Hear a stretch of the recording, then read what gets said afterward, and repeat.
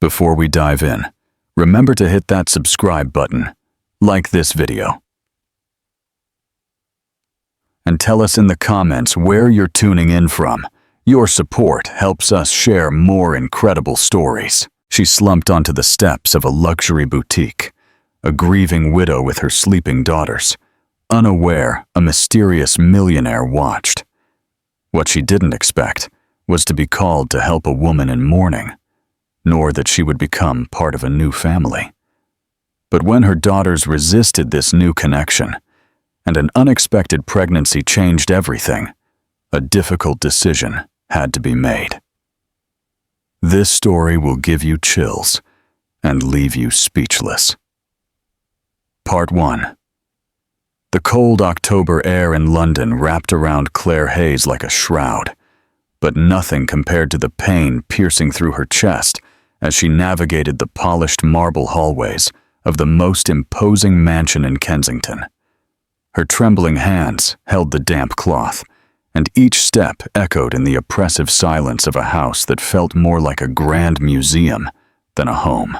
At 35, Claire had learned that life could snatch everything away in a second.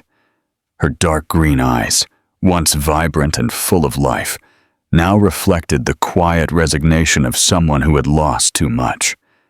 Her shoulder-length brown hair was swept back in a simple clip, and her cleaning uniform constantly reminded her of her new reality. She was no longer the therapist who guided others through their pain. She was the invisible woman, tidying up after someone else's life. It had been exactly 3 months since John left. 3 months, 4 days, and a few hours, to be precise.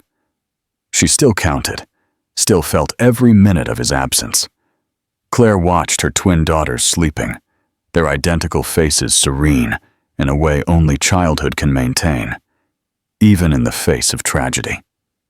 Isabella and Olivia, just turned 5, had asked the night before, once again, when their daddy would come back. How do you explain to 2 little girls that an aneurysm gives no warning, asks no permission, simply ruptures and takes away, in a matter of hours, someone who should have been present for decades more? The clock read 6:15. In an hour, she would need to wake the girls, prepare them for school, smile as if the world wasn't crumbling inside. Afterward, she would head to the clinic, where she would see her patients. John's office there remained closed, with a discreet plaque indicating his temporary absence. Claire didn't have the courage to remove the plaque. Perhaps she never would. Mechanically, she brewed coffee. Its strong aroma filled the kitchen, triggering an involuntary memory. John smiling, standing by the stove, preparing scrambled eggs, humming some pop song. "Tati, coffee without eggs is only half a coffee," he would always say, with that light-hearted way of looking at life that she admired so much, and now so envied. The morning newspaper reported rain in the capital, record traffic jams, political scandals, the dollar's exchange rate. Claire flipped through it without truly seeing, her mind wandering to her first patients of the day. As a psychologist, she knew exactly what someone in her situation would be told. Grief has its own time. There's no manual to follow. One day at a time. Advice that now sounded hollow when applied to herself. "Mommy?" Olivia's sleepy voice brought her back. The girl stood in the kitchen doorway, her dark hair tangled, hugging the teddy bear John had given her on her last birthday. "Good morning, my love." Claire forced a smile, pushing the newspaper away. "Already awake?" "It's still early." "I dreamed about Daddy," Olivia said, rubbing her eyes. He was on a very high cloud, making a giant sandwich. Claire felt her heart clench, but maintained her smile. "A giant sandwich," she repeated, pulling her daughter onto her lap. "Yes, and he said he wanted to give us a piece, but the cloud couldn't come down." This was how the twins processed their loss, in colorful dreams, where their father was always doing something related to food, to nutrition, which was his passion. The week before, Isabella had dreamed of John planting an apple tree in the sky. That's a very special dream, you know. Claire caressed her daughter's hair, feeling a lump in her throat. Daddy must be making giant sandwiches up there, but I wish he would come down from the cloud. Me too, my love, me too. Just then, Isabella appeared, dragging her bare feet. Unlike her sister, Isabella seemed more withdrawn since her father's death. Fewer dreams, fewer words, more silence.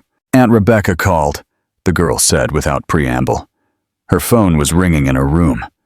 Rebecca was Claire's older sister, who lived in Manchester and came to London every 2 weeks to help with the girls. Thanks, Bella. I'll call her later. Want some hot chocolate before your bath?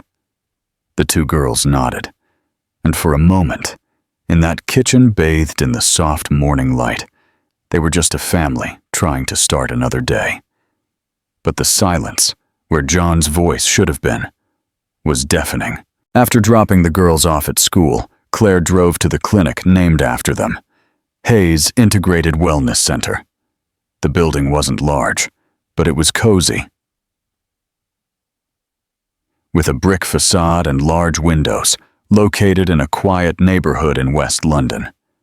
There were 6 consulting rooms, 3 occupied by psychologists who worked with Claire, 1 by the nutritionist who temporarily took over John's patients, and the remaining 2 were theirs. Hers and his. Good morning, Dr. Hayes. Sarah, the receptionist, smiled with that compassion in her eyes that Claire was already tired of seeing. I brought the files for your appointments today. Your first patient has already arrived. It's Dr. Davies. Thank you, Sarah. Claire took the files. Can you ask him to come in 10 minutes? I need to organize some things. What Claire really needed was a moment to herself before assuming the role of healer of others' pain. She entered her office, closed the door, and leaned against it, taking a deep breath. On her desk was a photo of her with John and the twins, taken on a beach in Cornwall the previous summer. Claire looked away. She couldn't allow herself to break down. Not here, not now. Her patients needed her. The day passed in a haze. Claire smiled, listened, advised, made notes. She prescribed mindfulness practices. Her body functioned automatically, while her mind kept the grief in a locked box to be able to function. During lunch, she looked out her office window towards the coffee shop across the street, where she and John used to go on days when the girls didn't have afternoon classes. It was then that she decided. She canceled her last 2 sessions of the day, something she never did, and called the girls' school saying she would pick them up early. She needed to break the routine. She needed to breathe. 2 hours later, Claire walked down Regent Street with Isabella and Olivia. The sky was still cloudy, but the rain had given them a reprieve.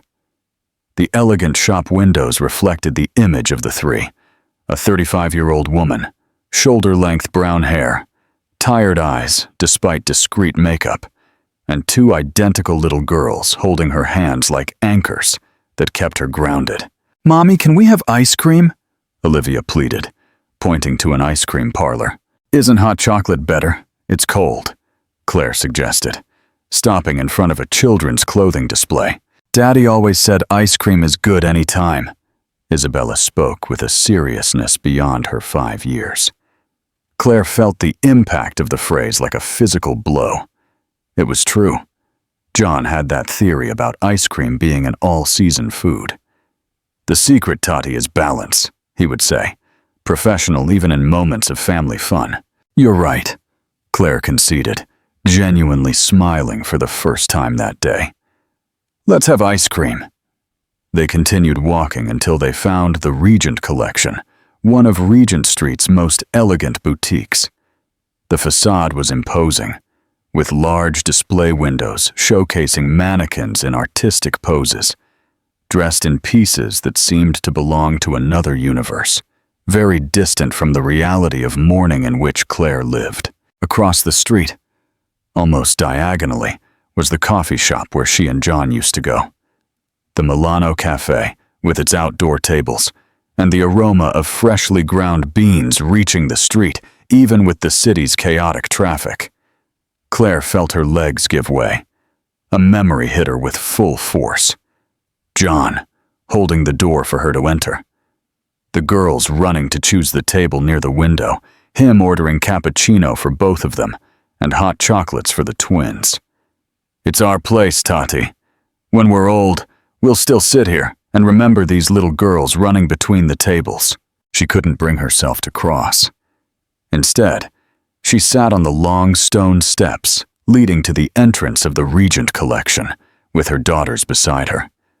People rushed by, some casting curious or disapproving glances at the woman sitting on the steps of a luxury store. "Mommy, are you okay?" Isabella asked, tugging at her coat sleeve. "I'm just a little tired, darling," Claire replied, feeling a tear escape. "Can we stay here for a bit?" The girls nodded, accustomed to moments when their mother needed to pause.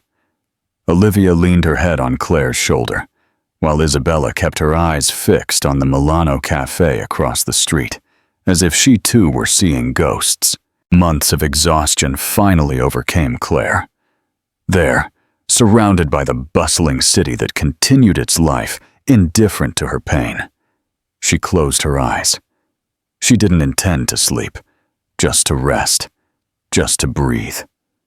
But the weight against her shoulder, the two girls who had fallen asleep nestled against her, created a small cocoon, a moment of suspension in reality. And before she knew it, the world around her disappeared, and Claire, the psychologist who helped so many cope with their losses, succumbed to sleep on the steps of a luxury store, with her daughters asleep beside her, while, from across the window, a pair of watchful eyes observed that unusual scene. Lucas Sterling had just signed a pile of documents when Marcia, his personal assistant for over a decade, discreetly knocked on his office door on the mezzanine level of the store. "Mr. Sterling, there's a situation at the store entrance that might require your attention." The assistant's voice was professional as always, but Lucas caught the unusual note of concern. At 42, Lucas had developed a keen instinct for problems that could affect the family business. The Regent Collection was not just a store, but the heart of an empire built by 3 generations, starting with his Italian grandfather, who arrived in England after the war. "Any problem with customers?" Lucas asked, standing up and adjusting his impeccably tailored suit jacket. "Actually, no," Marcia hesitated. "There's a woman with 2 small children sleeping on the steps by the entrance. It's been almost an hour now. Security asked if they should wake them and ask them to leave." Lucas frowned. Regent Street was no place for homeless people, and in front of the Regent Collection, even less so. "I'll go check myself," he said, following Marcia to the main area of the store. The Regent Collection was a sanctuary of minimalist elegance. White marble floors, strategically placed display racks, soft lighting that highlighted each piece. The sales associates, all young and impeccably dressed, moved like dancers among customers, offering glasses of Prosecco and exclusive attention. Even on a typical weekday, the store was bustling, serving women who could spend on a dress the equivalent of many Britons' annual salaries. Lucas walked to the main display window, from where he could see the entrance steps. There they were, a woman and 2 girls who looked like twins, all 3 asleep. The woman didn't appear to be homeless. She wore simple clothes, but of good quality, and there was an aura about her that, even in sleep, denoted a kind of fragile dignity. There was something about the scene that touched him in an unexpected way. Perhaps it was the contrast between the luxurious display window and that small, unprotected family nucleus. Or perhaps it was the woman's expression, even in sleep, an expression of someone carrying an immense weight on her shoulders. "Marcia, do you know who she is?" he asked, without taking his eyes off them. "No, sir. Security says she just sat there with the children and fell asleep. Leave them alone for now, Lucas decided, surprising himself. They're not bothering anyone. Marcia nodded and stepped away. Lucas remained there, watching. Suddenly, he felt a presence beside him. It's the third time this month you've come to the store. The deep voice of Liam, his younger brother, startled him. Liam Sterling, unlike his brother, didn't have an imposing stature or an air of natural authority. 5 years younger, with thin-rimmed glasses and softer features, Liam was the picture of an intellectual. A renowned psychiatrist, he rarely visited the store, preferring the silence of his office or the apartment where he had lived alone since his divorce 5 years earlier. "You should warn me when you're coming," Lucas replied, turning to his brother with a half-smile. "I can have something prepared for you." "I was just passing by the hospital," Liam shrugged. "Thought I'd see how Helen is." Lucas felt the smile die on his lips. Helen. His wife was a subject he no longer knew how to approach. "She's the same as always," he replied, his gaze returning to the sleeping woman outside. "Barely leaves her bed." Liam watched his brother for a moment, then followed his gaze to the window. "Who is she?" he asked, noticing Lucas's fixation on the outdoor scene. "I don't know.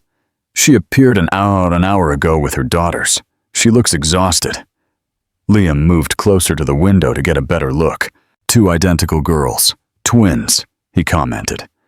The professional in him, analyzing the scene. The mother seems to be going through some kind of crisis. Lucas sometimes got irritated with the clinical way his brother analyzed people, as if everyone were potential patients. But this time, he silently agreed. There was something about that woman that conveyed palpable pain, even from a distance. "I told them to leave them alone for now," Lucas said, as if he needed to defend himself against an innocent accusation. "They're not harming anyone." Liam shot his brother a sideways glance. "It's not like you to allow people to sleep at the entrance of your luxury store." Lucas shrugged, uncomfortable with the accurate observation. "How are the patients?" He changed the subject, walking towards his desk, with Liam following. "Stable. Does Helen still refuse to see me as a doctor?" "She refuses to see any doctor," Lucas replied, frustration evident. "She says she's not sick, just tired. But it's been almost 8 months, Liam. Ever since her father died, it's as if a part of her went with him." The two brothers entered Lucas's minimalist office. A glass desk, Italian designer chairs, an entire wall of windows overlooking Regent Street. The contrast between the luxury of that environment and the woman sleeping on the steps did not go unnoticed by Liam. Liam poured himself a glass of water from the carafe on the table. "Grief has its own time, Lucas. Helen was very close to her father. His death was a blow to her. It was like losing her foundation," Liam explained, using the professional tone that irritated his brother. "But 8 months without improvement already constitutes a condition that needs intervention." "She doesn't design anymore," Lucas said, looking out the window. "Do you know what that means?" Helen hadn't touched her sketches since then. The latest Regent collection was finished by the team using sketches she had made previously. Helen Sterling was the creative talent behind the brand. Daughter of an Italian couturier, she had grown up among fabrics and needles, inheriting from her father not only the talent, but the passion. Before meeting Lucas, she was already a rising star in the fashion world.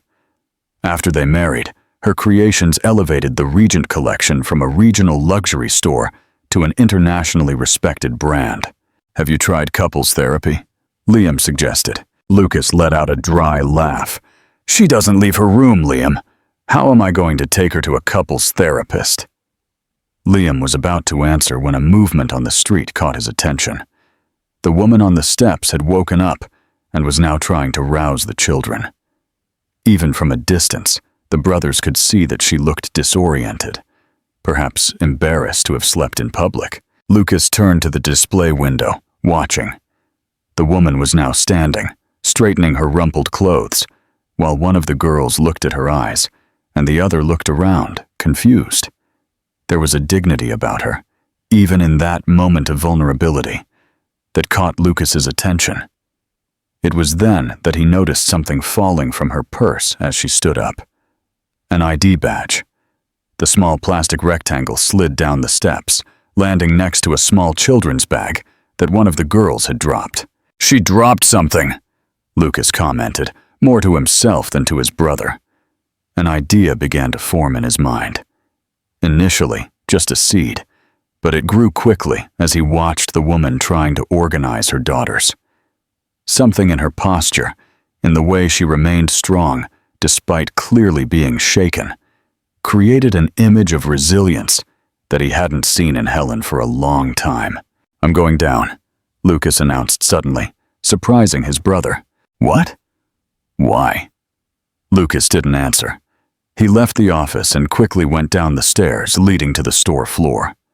He crossed the main showroom, ignoring greetings from employees, until he reached the entrance door.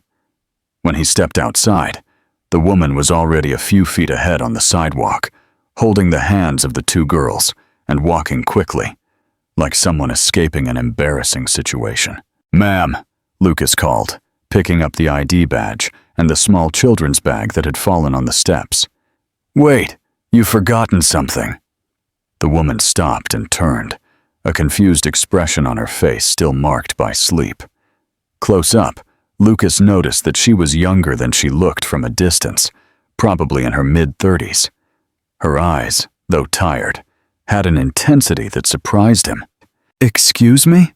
she asked, her voice a little hoarse, a slight tremor of embarrassment. Lucas extended the ID badge and the bag.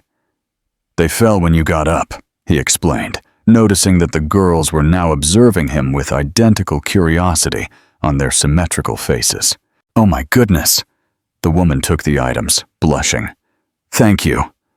And excuse me for having—" "No problem," Lucas interrupted, noticing her embarrassment. "You looked like you needed a break." She nodded, not knowing how to respond. It was then that Lucas looked at the ID badge, which he still held, and read the name printed on it. Dr. Claire Hayes, clinical psychologist, Hayes Integrated Wellness Center. A psychologist. The seed of an idea in his mind fully blossomed. "Dr. Hayes?" he asked, confirming. Claire nodded, surprised to hear her name. The girl squeezed her hands as if sensing her attention. "I'm Lucas Sterling," he introduced himself, extending his hand. "Owner of the store where I made the blunder of falling asleep at the entrance," she completed, a constrained smile forming on her lips. "Again, I apologize. It wasn't in my plans to sleep right on Regent Street." There was something in her tone, a gentle irony that Lucas didn't expect, that made him smile too. "Actually, I'd like to talk to you about something professional," he said, noticing how the girls watched him with identical, suspicious eyes. "It's about a delicate matter." Claire frowned, clearly caught off guard. "Professional? You want to schedule a therapy session?" "Not exactly." Lucas hesitated, aware that he was being impulsive, something rare for his methodical personality. "It's about someone else, my wife." Claire looked at her daughters, then back at Lucas. He could see the thoughts racing behind those attentive eyes, the professional composing herself after a moment of vulnerability. "Mr. Sterling, I'd be happy to discuss it, but at the moment, I'm not in a position to." She gestured to the girls. "I need to take my daughters home." Lucas nodded, understanding. He pulled a business card from the inner pocket of his jacket. "This is my card. Please call me when it's convenient. It's really important." Claire took the card, studying it for a moment before putting it in her purse. "I'll try to get in touch tomorrow, if that's okay for you." "I'll be waiting," Lucas replied, and then he bent down slightly to be at the girl's height. "I'm sorry if I scared you. Your mother dropped something important." The twins stared at him without answering, their identical eyes revealing a mix of curiosity and distrust. "Isabella and Olivia," Claire introduced with a slight smile. They're a little shy today." Lucas noticed a shadow pass over her face when she mentioned her daughters, as if there was more to the story than just shyness. But it wasn't the time to ask. "It was a pleasure to meet you all," he said, implicitly. "I'll await your call, Dr. Hayes." Claire nodded, and with a final "thank you," continued on her way with the twins. Lucas remained standing on the sidewalk, watching the three walk away. From inside the store, Liam watched him, an intrigued expression on his face, as if trying to decipher what kind of plan his brother was formulating. On the way home, in the back seat of the car, Isabella broke the silence. "Mommy, who was that man?" Claire looked in the rearview mirror at her daughters. "A man who helped us find what we lost." "He looked sad," Olivia commented, surprising her mother. Claire reflected for a moment. Yes, there was a contained sadness in Lucas Sterling, despite his impeccable suit and confident demeanor. "Do you think so?" she asked, intrigued by her daughter's perception. "Yes," Olivia replied, with the direct simplicity of children. "Sad like you, but different." Claire felt a lump in her throat. Was that what her 5 years of mourning were teaching her daughters? To recognize the different shades of sadness? "Some people carry sadness hidden, like a secret," Claire explained, trying to turn it into a lesson. "And others, like Mommy sometimes, show it more." "Daddy was never sad," Isabella stated, her tone almost accusatory. Claire took a deep breath. "We all feel sad sometimes, Bella, even Daddy, but he was very good at finding joy in small things." The rest of the ride was silent. Claire thought about the business card in her purse and the mysterious proposal. Through the car window, London continued its frantic pace, indifferent. The sky, once cloudy, now showed a few rays of sunshine between the clouds. Not enough to clear the gray from the city, but enough to suggest that perhaps light was still possible. "What do you think of Lucas's unusual request to Claire? Do you believe Claire will agree to help Helen? Let us know your predictions in the comments below, and give us a like if you're enjoying this unexpected twist. Part 2. Continued. Part 3. The coffee shop in the city center was neutral enough for a professional meeting, but private enough for a delicate conversation. Claire deliberately chose the location, avoiding the Milano Cafe, which brought painful memories, and the intimidating Regent collection. Lucas Sterling arrived punctually at 2 p.m. Even in casual clothes, dark trousers, and a button-down shirt without a tie, he emanated an aura of natural authority that made people around him notice his presence. Claire observed him from the discreet table she chose in the corner, away from the windows. "Dr. Hayes," he greeted her, extending his hand.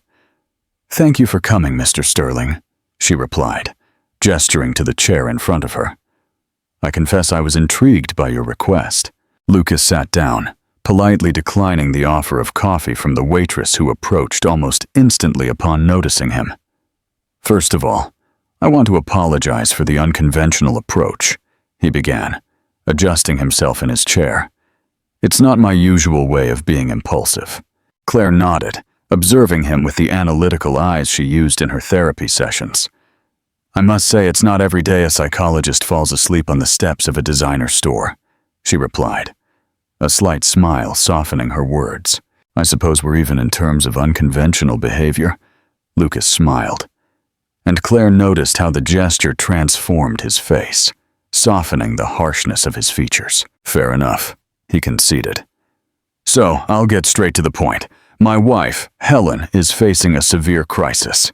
8 months ago, her father passed away suddenly. They were extremely close. He was her mentor, her inspiration. "I'm so sorry for your loss," Claire said automatically, the phrase she had uttered hundreds of times in her office taking on a different weight now. "Helen is a fashion designer, the creative mind behind the Regent collection," Lucas continued, a clear pride in his voice that contrasted with the worry in his eyes. "Since her father's death, she has abandoned everything. She doesn't design. She doesn't go to the store. She barely leaves her room. Claire took a sip of her coffee, giving Lucas the necessary time to elaborate. I've tried everything, the best doctors, therapists. She refuses to see anyone. She says she's not sick, just tired. Claire listened attentively. As a professional, she could identify clear signs of deep depression associated with grief, but she preferred not to make hasty diagnoses. I understand your concern, Mr. Sterling, but I still don't understand exactly what you expect from me, she said. From what it seems, your wife has already rejected professional help. Lucas leaned slightly forward, his eyes fixed on hers. When I saw you and your daughters on those steps, he paused, as if searching for the right words. There's something about you, Dr. Hayes, a strength, even in a moment of fragility. You seem to be fighting something significant, and yet, you're still standing and coping, Claire completed, feeling a shiver run down her spine. Exactly, Lucas nodded. So I researched you. I found out you recently lost your husband, that you run a clinic, that you take care of 2 small children alone, and yet you can keep going. Claire felt her blood run cold. You researched me? She asked. Her voice low. Forgive the intrusion. Lucas seemed genuinely apologetic. It wasn't with bad intentions. It's just that when I learned about your story, I realized that perhaps Helen might be able to connect with someone who truly understands what she's going through. Claire pushed her coffee cup away, a feeling of discomfort growing inside her. Mr. Sterling, with all due respect, I think there's a misunderstanding here. I'm a psychologist, not an... She hesitated, searching for the word. An inspiration for overcoming. My journey with grief is personal, and still very recent. 3 months is nothing. Precisely why? Lucas insisted, an almost desperate glint in his eyes. Helen refuses to see therapists because she says they don't truly understand. But you, Dr. Hayes, you understand. I'm not asking for formal therapy sessions, just a friendship, perhaps? A presence that can show her that there's life beyond pain? The request was irregular, almost unethical, from a professional standpoint. Claire knew this better than anyone, but something in the situation touched her in a way she didn't expect. Mr. Sterling, what you're asking for isn't how this works, she explained softly. I can't just appear in your wife's life as some kind of example of resilience. Please think about it, Lucas pleaded, without backing down.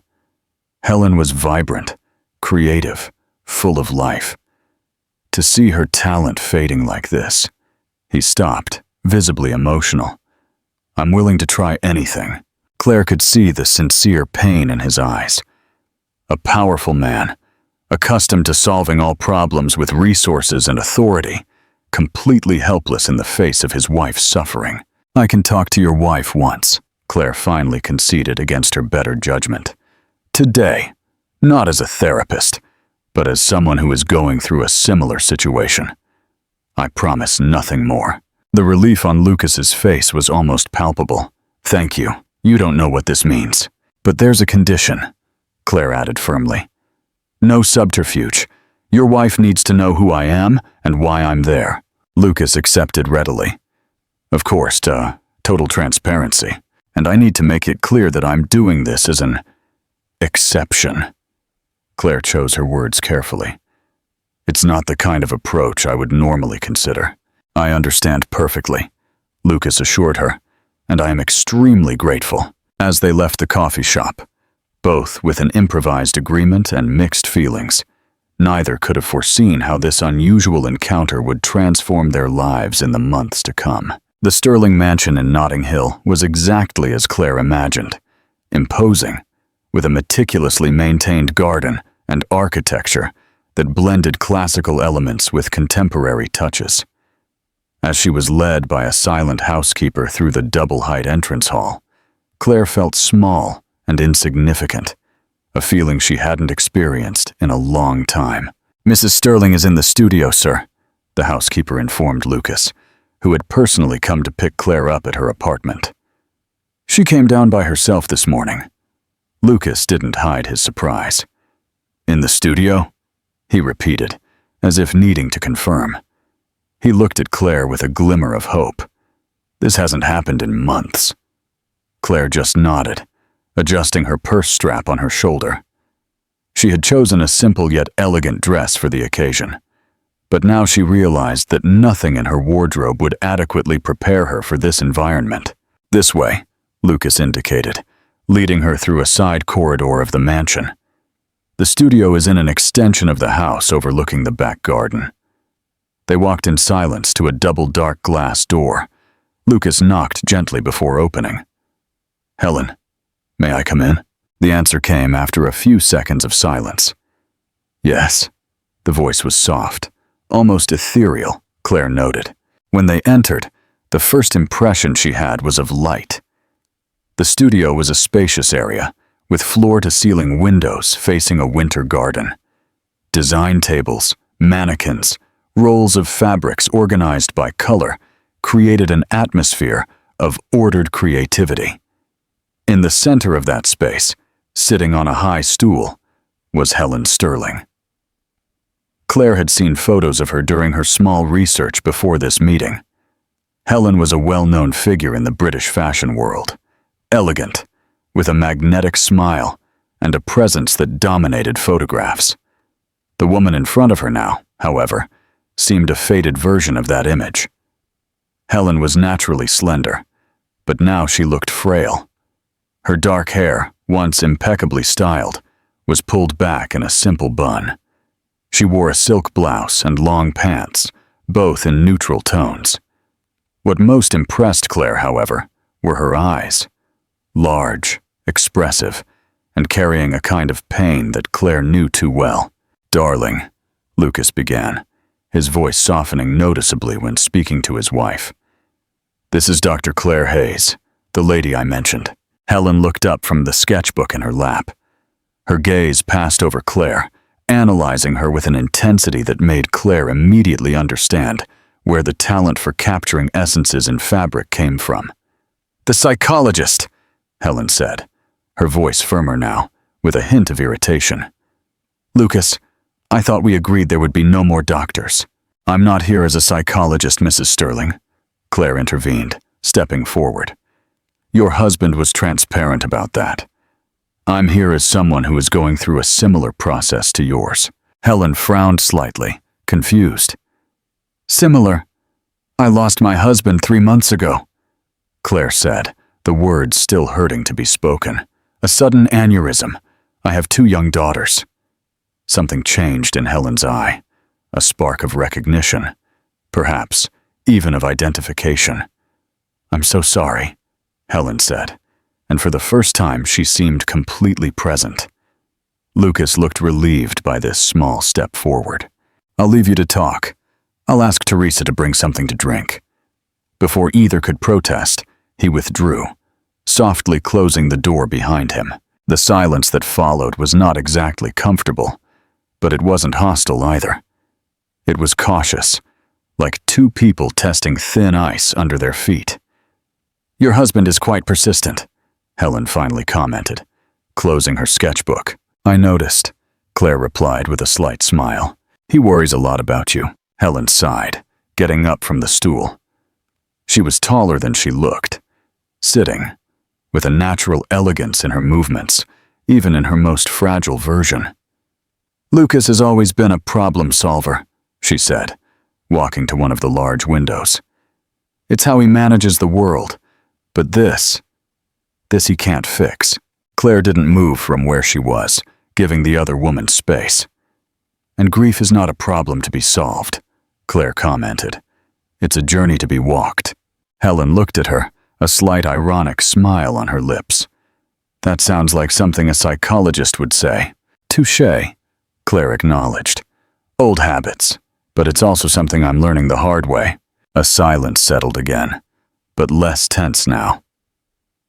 Helen returned to the outdoor garden, where an old oak tree cast a shadow over a small stone bench. "My father used to sit there," she said, almost in a whisper, "when he came to visit me. He said he needed fresh air after spending hours looking at my drawings. Claire approached, stopping beside Helen by the window. You were very close. He raised me alone, Helen continued, her eyes fixed on the memory. My mother left us when I was 6. For him, there was nothing else but me and work. He was the one who taught me to sew, to recognize good fabrics, to see fashion as a form of art. The door opened softly, and the housekeeper entered with a tea tray that she placed on a side table before silently retreating. And for you? Helen suddenly asked, turning to Claire. What was your husband like? The question caught Claire by surprise. She rarely talked about John with strangers. In fact, she rarely talked about him at all, except when the girls asked. John was, Claire began, surprised by the difficulty of finding words. He was a nutritionist. We worked together in the same clinic. He was passionate about what he did. He genuinely believed that food could transform lives. He had a contagious energy, the kind of person who walked into a room and lit everything up. Helen nodded, pouring tea into 2 cups. I understand, she said, extending a cup to Claire. My father was like that, a force of nature. When he entered the studio, it was as if the world gained more color. Claire accepted the cup, feeling the gentle aroma of chamomile. Sometimes I wonder how it's possible for someone so full of life to just stop, Claire confessed, as if all that energy couldn't simply extinguish itself. Exactly, Helen agreed, genuine emotion in her voice. It's like it goes against the laws of physics. The 2 women sat on the sofas near the window, the tea as an excuse for the silence that followed. It wasn't an uncomfortable silence now, but contemplative. How are your daughters coping? Helen asked after a few minutes. Each in her own way, Claire replied, the thought of the twins bringing a knot to her throat. Olivia dreams of her father. She talks about him constantly. Isabella has withdrawn. She hardly mentions his name. Psychologists would say these are different strategies for processing grief. And what does the mother say? Helen asked, surprising Claire with her perceptiveness. Claire took a deep breath. The mother is improvising every day, she admitted, trying not to fall apart in front of them, trying to make space for their pain without letting that pain define them. Helen nodded, understanding. My father always said that raising a child is like sewing without a pattern. You do the best you can with the fabric you have. For almost 2 hours, the 2 women talked. Not as a therapist and a patient, nor as an experienced widow comforting a grieving daughter. Just as 2 people who understood the same language, the language of loss. Helen spoke about her father, about how he had built a legacy in the fashion world from nothing, about how he taught her to transform emotions into designs. Claire told her about John, about how he blended science and affection in his work, about his laughter that filled their home. There were no grand revelations or moments of dramatic catharsis, just shared stories, a few discreet tears, occasional smiles, remembering cherished memories. When Lucas returned to the studio, he found the 2 examining an old scrapbook Helen had retrieved from a high shelf. Looks like you 2 got along, he commented, relieved. Helen looked at her husband, and, for an instant, Claire saw a flicker of the woman from the photographs, alive behind the veil of sadness. Claire understands, Lucas, Helen said simply. She really understands. On the way back home, in the luxurious car driven by the Sterling family chauffeur, Claire looked out the window, observing the city that seemed different now. Not because London had changed, but because something within her had subtly shifted. For the first time since John's death, she had talked about him with someone who wasn't family, close friends, or longtime acquaintances. And surprisingly, it didn't hurt as much as she expected. In fact, there was something liberating about sharing memories with someone who had no expectations about how her grief should be. When she arrived home, the twins ran to greet her. They were under the care of Rebecca, who was entertaining them with Play-Doh at the kitchen table. "So," Rebecca asked when the girls returned to their activity, "how was this strange meeting with the depressed millionaire?" Claire smiled slightly, taking off her shoes. "Less strange than I expected," she replied, observing the girls. "I think I'm going to see her again." Rebecca raised her eyebrows, surprised. "You? The psychologist who always preaches about professional boundaries?" Claire shrugged. "It's not a professional relationship," she explained. "It's almost like an exchange. She needs someone who understands her pain. And well, you too?" Rebecca completed, her gaze softening. "You need it too." That night, after putting the girls to bed, Claire sat in the chair in the room she used to share with John. There was a photograph of him on the bedside table, smiling with the twins in his lap. For the first time in months, she was able to look at the image without feeling her chest explode with pain. The pain was still there, of course. It would be for a long time, perhaps forever. But after that day, there was something new alongside the pain. A small space where perhaps healing could begin to form. In the weeks that followed, an unexpected routine was established. Claire visited Helen twice a week, usually in the late afternoon, after her commitments at the clinic. Sometimes they spent hours in the studio, Helen slowly returning to design, talking about fabrics and colors, like someone rediscovering a mother tongue. Other times, they walked in the garden, talking about the small daily battles they both faced. Helen trying to get out of bed every morning, Claire trying to genuinely smile for her daughters. In one of those encounters, almost a month after the first visit, Helen surprised Claire with a request. "I want to meet your daughters," she said, while adjusting a fabric on a mannequin, something she hadn't done since her father's death. "You talk so much about them. I feel like I already know them." Claire hesitated. The twins were still fragile, and she was careful about who she introduced into their lives. "They're in a delicate phase," she replied cautiously. "Especially with women who approach me. It's as if they fear someone will replace their father's memory." Helen dropped the pin she was holding, turning to Claire with a serious expression. "I completely understand," she assured. "It doesn't have to be now. Whenever you feel it's the right time, I would just like to meet them someday." It was at that moment that the studio door opened, and Liam Sterling entered, stopping abruptly when he saw that Helen was not alone. "Excuse the interruption," he said, taking a step back. "I didn't know you had a visitor, Helen." "Liam." Helen smiled, a small but genuine smile. "Come in. This is Dr. Claire Hayes, the friend Lucas mentioned." Liam stepped forward, extending his hand to Claire. "Liam Sterling. I've heard a lot about you, Dr. Hayes." There was something in his gaze that Claire couldn't fully interpret. An analytical curiosity, perhaps, mixed with a warmth that contrasted with Lucas's formality. "Just Claire, please," she replied, accepting his handshake. "I'm not here as a professional. Liam is a psychiatrist," Helen explained, returning to the mannequin. "The family doctor, so to speak. The only one I tolerate." Liam smiled at his sister-in-law's comment, revealing discreet dimples that softened his serious face. A dubious title, considering she ignores half my advice. There was an ease in their interaction that surprised Claire.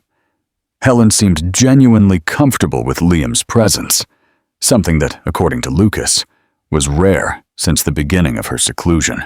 "Liam comes every Friday for dinner with us," Helen commented, looking at Claire. "Why don't you stay tonight? The girls are with your sister, aren't they?" Claire hesitated.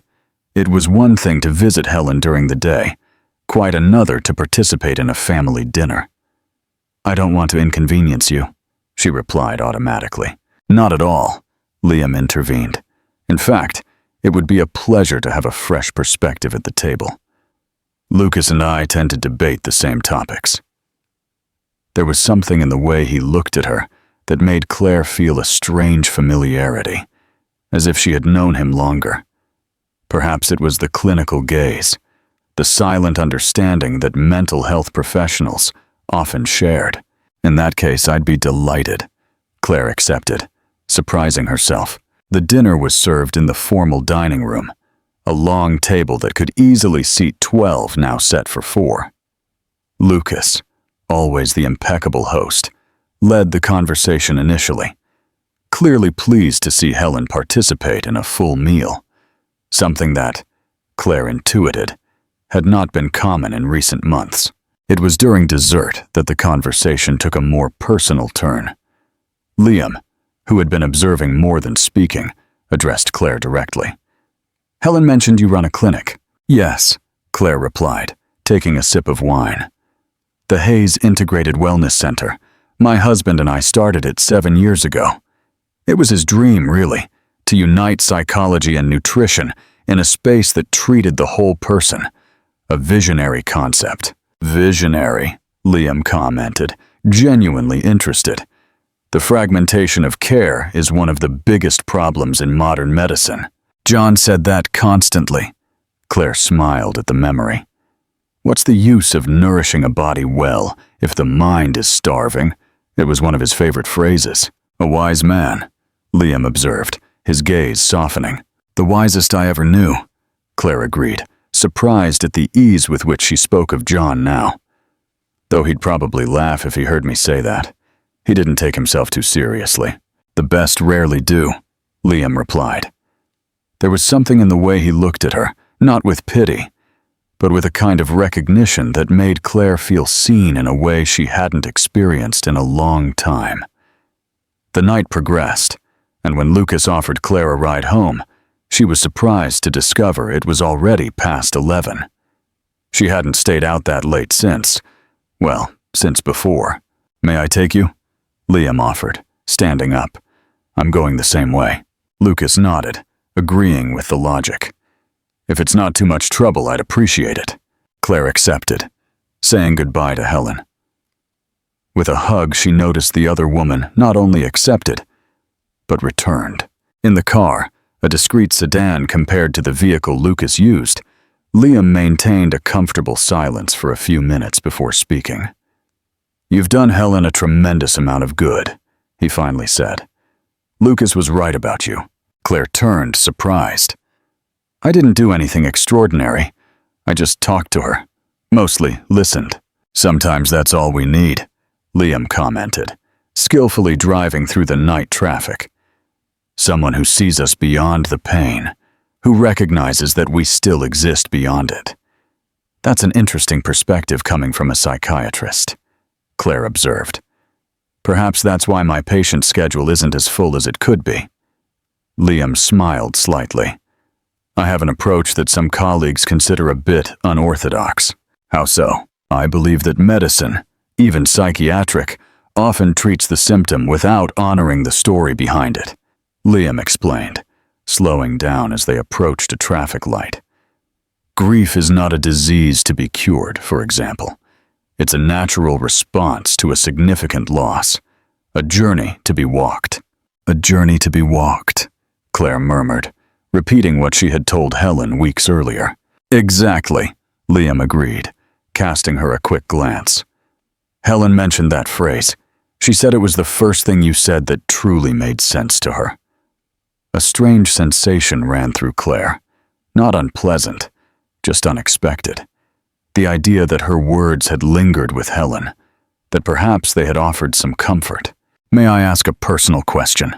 Liam asked after a few moments of silence. "Of course," Claire replied, although a small part of her instinctively recoiled. "How do you do it?" The question was simple, but laden with genuine curiosity. "Taking care of 2 little girls? Running a clinic? Dealing with your own grief and still having the energy to help Helen?" Claire looked out the window, watching the night city slide by. "I don't have a choice," she finally replied. "The bills need to be paid. The girls need stability. Patients depend on me. There's no luxury of stopping."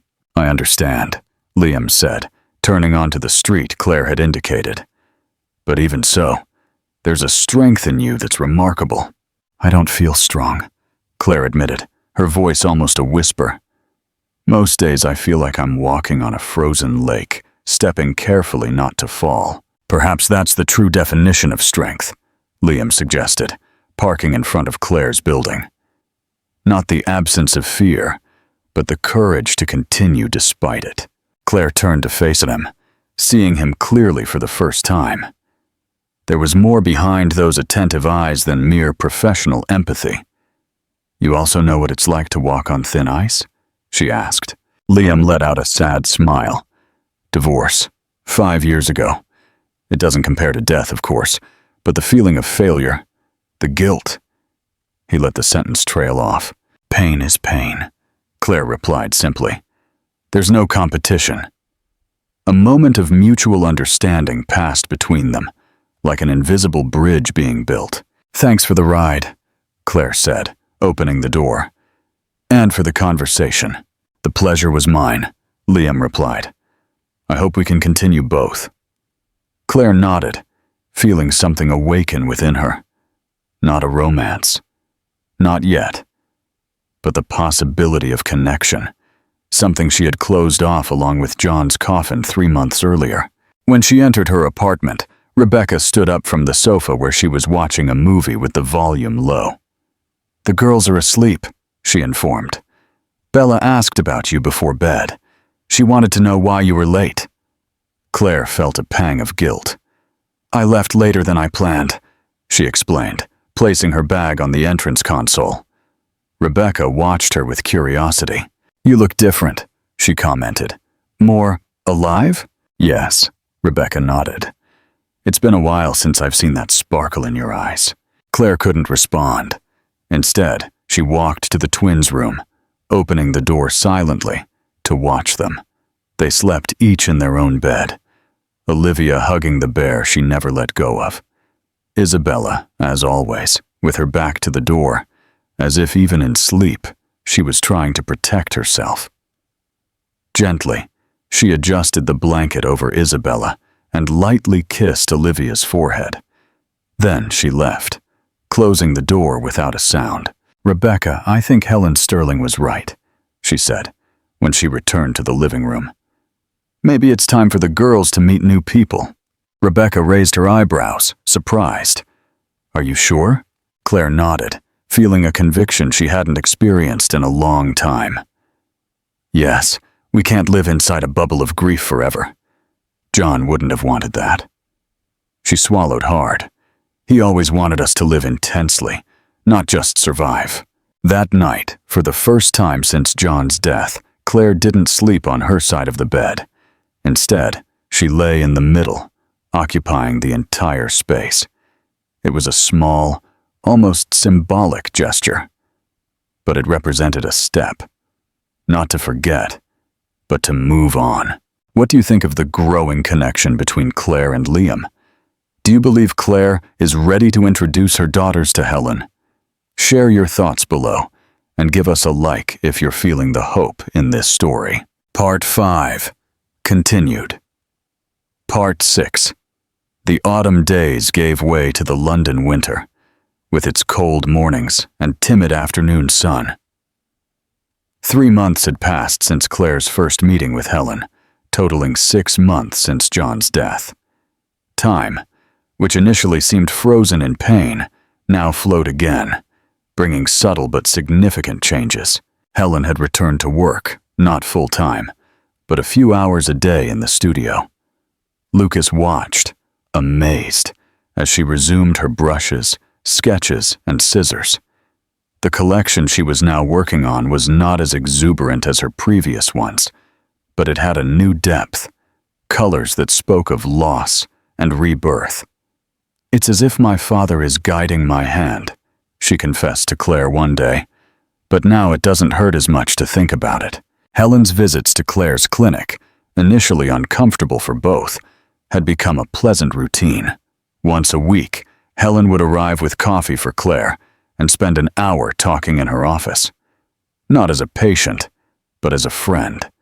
They talked about fashion, psychology, about the twins, about the past that hurt, and the future that intimidated. It was during one of those visits that Helen made an announcement that completely surprised Claire. I'm pregnant, the designer said, her voice a mix of disbelief and contained joy. 4 months. I didn't even believe it when the doctor confirmed it. Claire was momentarily speechless. Helen and Lucas had been trying to have children for years without success. The news was nothing short of extraordinary.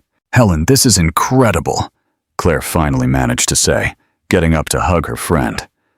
"How do you feel?" "Scared, happy, confused," Helen replied, tears shining in her eyes. "It's like it's a gift from my father, in a way, as if he made space for a new life by leaving." There was a poetry in the idea that resonated deeply with Claire. Life continued, stubbornly, despite the pain, despite the losses. "It's a girl," Helen continued, a genuine smile spreading across her face. "And I want you to be her godmother, Claire." The emotion hit Claire like a wave, unexpected and overwhelming. To be invited to be part of this child's life, such a powerful symbol of rebirth, was more significant than Helen could imagine. "It would be an honor," Claire replied, feeling the same tears well up. That afternoon, picking up the twins from school, Claire observed them with new eyes. Olivia, always talkative, animatedly narrated a playground incident, while Isabella walked silently, but without the withdrawn expression that had become her trademark in recent months. "Girls, I have something to tell you," Claire said when they were in the car. "Do you remember my friend Helen, whom you met last month?" The twins listened. The encounter between Helen and the girls had been surprisingly calm. Helen, with her sensitivity, connected with the twins through drawings, showing them how to create small paper dresses for the dolls they always carried. Olivia immediately adored her, while Isabella, more reserved, watched with contained interest. "She's going to have a baby, a little girl. And she invited me to be the godmother." "What's a godmother?" Olivia immediately asked. "It's like a second mother," Claire explained. "Someone who helps take care of and love the child." "Like Aunt Rebecca is ours?" Isabella asked, surprising Claire with her interest. "Yes, exactly like Aunt Rebecca is for you." The girls processed the information in silence. Claire waited, giving them space to formulate questions or concerns. "Is the baby going to live with us?" Olivia finally asked. "No, darling. The baby is going to live with Helen and Lucas. We'll just be part of her life as an extended family." "And Uncle Liam is also going to be a godfather?" Isabella surprised Claire with the question. Liam had become a constant, though discreet, presence in their lives. Initially, he was just Lucas's brother, who occasionally met them for breakfast at the Sterling family home. But gradually, he started appearing in other contexts: a Sunday afternoon in the park, a casual lunch, a movie with the girls. Claire couldn't define exactly what was happening between them. It wasn't romance, not yet. It was too early. Her heart was still too bruised, but there was comfort in his presence, an understanding that needed no words. "I don't know, Bella. Helen didn't mention who the godfather will be. It could be him," Isabella commented, looking out the window. "He's good." The comment, coming from her most reserved daughter, warmed Claire's heart. It was the first time Isabella had shown her approval for someone new in their lives since her father's death. That night, Claire received a message from Liam inviting her for coffee the next day. "Nothing formal," the message said. "Just a conversation I'd prefer to have in person." The chosen cafe was not the Milano, laden with memories, but a small establishment in Mayfair, discreet and cozy. Liam was already there when she arrived, at a table in the back, away from the window. "Thank you for coming," he said, standing up to greet her. "Helen told me about the baby and about the godmother invitation. It was quite a surprise," Claire admitted, sitting down. "A miracle, really." Liam smiled, that smile that formed discreet dimples. "Helen is transformed. Lucas, too. It's like—" He hesitated, searching for words. Like life is starting over, Claire completed. Exactly. The silence that followed was not uncomfortable, but charged with something unsaid. Claire waited, intuiting that Liam had something specific to communicate. "Claire, I don't know if it's too early to say this," he finally began, choosing his words carefully.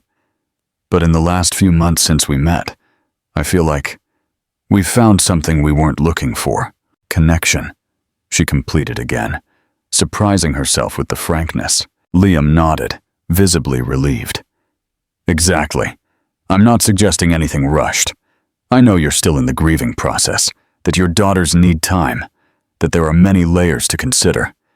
But I wanted you to know that when and if you're ready, I would be honored to be part of your life, in a more defined way." The proposal, gentle and without pressure, touched Claire deeply. It wasn't a fervent declaration of love, nor a request for a formal relationship. It was a recognition of what was growing between them, and a promise of patience. "I think it would be good for the girls to have you more present," Claire replied, choosing her words with the same caution. "And for me too." Liam's smile widened, illuminating his usually serious face. "I have an idea," he said, leaning slightly over the table. "Helen is organizing a small event next week to officially announce the pregnancy. An intimate dinner. Just family and very close friends. Why don't we bring the girls? It would be a way to include them, to show that they are part of this new chapter too." The idea was perfect, Claire realized.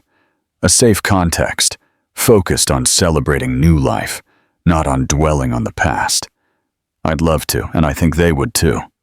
A week later, Claire was adjusting Olivia's dress, while Rebecca tried to convince Isabella to wear the hair ribbon that completed the outfit.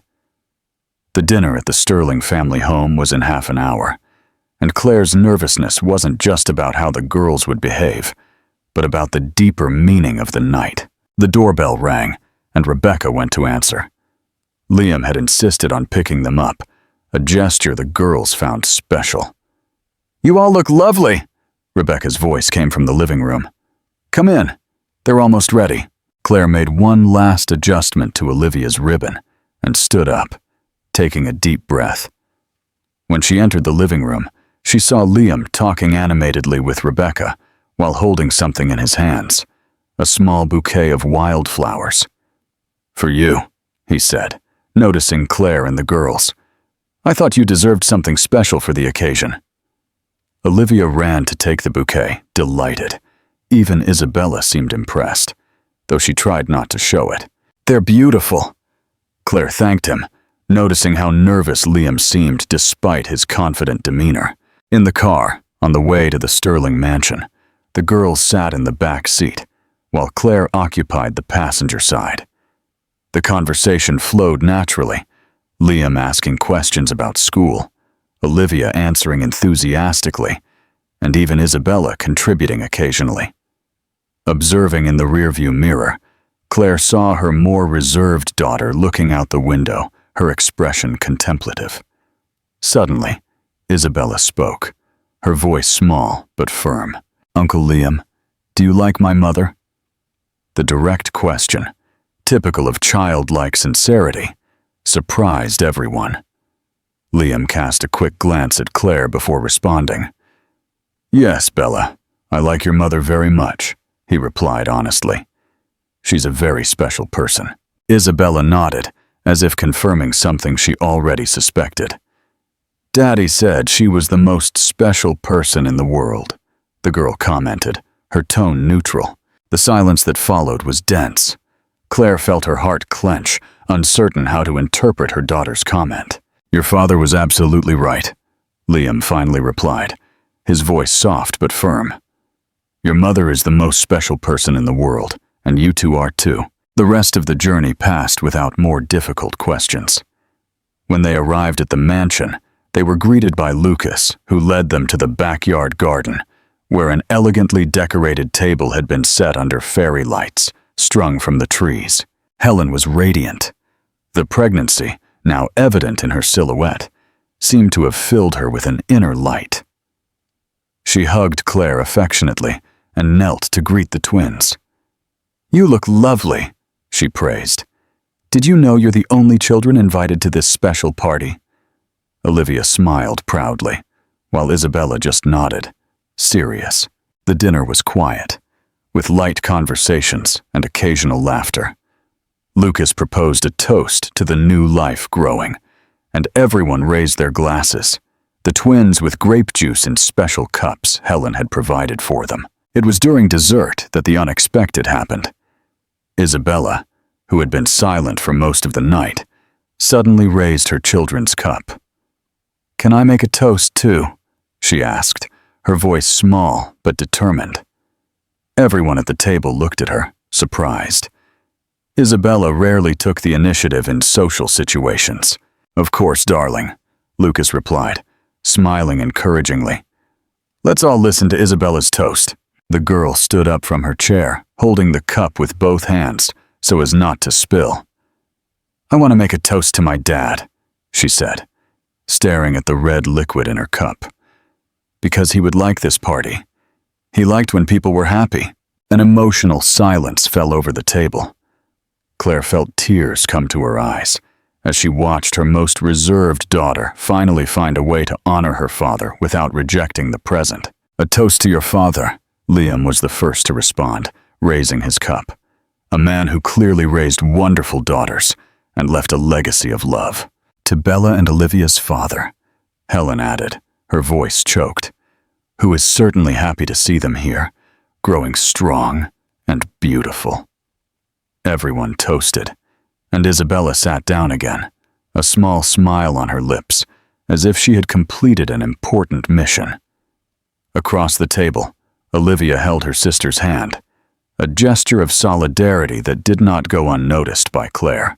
Later that night, when Liam dropped them off at home, and the girls were already in bed, Claire sat on the apartment balcony, watching the city lights. London, as always, never truly slept. There was a metaphor there, she thought. Life, like the city, continued its rhythm, its lights, its movement.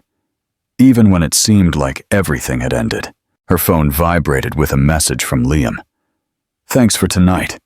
Your daughters are extraordinary, just like their mother." Claire smiled at the screen, feeling a wave of gratitude, not just for Liam, but for Helen, for her daughters, for all those who formed the network that now sustained her. She was far from being cured. She knew that grief was not something that simply ended, but something you learned to carry. However, for the first time in 6 months, she felt the burden was a little lighter. She thought of John, of his easy smile, of how he valued every moment. "Life is now, Tati," he used to say, when she worried too much about the future. "And now is all we're guaranteed." How right he was. Now was all anyone was guaranteed. And her now, despite John's permanent absence, was beginning to fill again with friendship, with possibilities, with small moments of joy that emerged when she least expected them. 4 months later, on a sunny spring morning, Helen gave birth to Valentina, a small but strong girl with the eyes of the grandfather she would never know. In the hospital waiting room, Claire held the hands of the twins, now 6 years old, while Liam sat beside them, sharing stories to distract them during the wait. "Uncle Liam, when can we see the baby?" Olivia asked impatiently. "Soon, Princess. Babies need some time with their mother first." Isabella, quieter as always, watched the interaction between Liam and her sister with attentive eyes. After a few moments, she got up from her chair and, to Claire's surprise, sat on Liam's lap. "Are you going to live with us someday?" she asked abruptly, in the direct style only children can have. Liam, caught off guard, looked at Claire, who also looked startled by the question. "Me?" he began uncertainly. "Because it would be really cool," Isabella continued, without waiting for an answer. "You take care of people just like Daddy used to, and Mommy smiles more when you're around." Claire's heart raced, In recent months, she and Liam had gradually grown closer, always respecting her and the girl's pace. But they had never explicitly discussed next steps, always cautious not to rush such a delicate process. "Bella, darling, these are adult conversations," Claire began, embarrassed. "But we're not babies," Olivia interjected, now interested in the conversation. "We can have opinions too," Liam smiled, adjusting Isabella in his lap to look her in the eyes. "It's all right, Bella. You're not babies, and you deserve to be included in decisions that affect your lives," he said, with the same seriousness he would use with an adult. "I really like that you think it would be good for me to live with you. But that's something your mother and I need to talk about calmly, respecting everyone's time. What do you think?" Isabella considered for a moment, then nodded gravely. "Okay, but don't take too long. Mommy's waited long enough to be happy again." The simplicity and wisdom of the observation left Claire speechless. How could her small daughter see with such clarity what she herself still struggled to accept? That being happy again was not a betrayal of John, but an honoring of the life he so valued. Lucas appeared in this corridor, interrupting the intense moment. "It's a beautiful, healthy girl," he announced, his face radiant. "Helen is asking for you. She wants the godmothers and cousins to meet Valentina right away." The twins cheered with excitement. The previous conversation, momentarily forgotten in the excitement of meeting the baby. Liam offered his hand to Claire, who accepted it, feeling the comforting warmth of his touch. In the hospital room, Helen was reclining in bed, looking exhausted but radiant, with a tiny bundle in her arms. When she saw Claire and the girls, her face lit up even more. "Come," she called softly. "Come, meet Valentina." The twins approached cautiously, fascinated and a little intimidated by the tiny human being. Claire felt tears in her eyes as she saw the baby. A new life, a new beginning, a symbol that, even in the darkest moments, light finds a way to return. "She's perfect," Claire whispered, touching the tiny hand. "And she's lucky to have you as a godmother," Helen replied, gratitude evident in her voice. "All of us are lucky." A year later, on an autumn afternoon, very much like the one where everything began, Claire walked along Regent Street with Liam and the twins. They passed the Regent collection, now showcasing Helen's new collection in its windows, inspired by her daughter's birth. Vibrant colors and patterns that spoke of rebirth and hope. Across the street was the Milano Cafe, where so many memories with John had been created. Claire stopped, feeling the familiar ache in her chest, but now accompanied by something new, not just pain, but gratitude for the memories. "Can we go there?" she asked Liam, pointing towards the cafe. Liam, who knew the significance of the place, looked at her with surprise. "Are you sure?" Claire nodded. It was more than time to cross that street. The four entered the cafe, and to Claire's surprise, it wasn't like revisiting a shrine of pain. It was just a pleasant cafe, full of people living their lives. They chose a table near the window, the same one John always chose, so the girls could watch the street traffic. Isabella noticed first. "It's Daddy's table," she commented without sadness, just stating a fact. "Yes," Claire confirmed. "It was his favorite table. He would like us to come back here. And he always said this place had the best hot chocolate in the world," Olivia added, wise in her now 7 years. "And it does," Liam commented, naturally participating in the memory. "Your father had good taste." There was no tension, no shadows. Just 4 people sharing a moment, honoring a past that could not be changed, and embracing a present they had built together. Step by step. When the hot chocolates arrived, Liam proposed a silent toast, raising his cup. Claire understood immediately. "To John," she said, raising her own cup, "for teaching us to live every moment." "To Daddy," the twins repeated in unison, their small cups also raised. "And to the future," Liam added softly, his gaze meeting Claire's. To all that is yet to come. Claire nodded, feeling the peace that came not from the absence of pain, but from its integration into a larger story. A story of loss, yes, but also of encounters, of healing, of new beginnings that did not erase the past, only built upon it. Outside, London continued its frantic pace.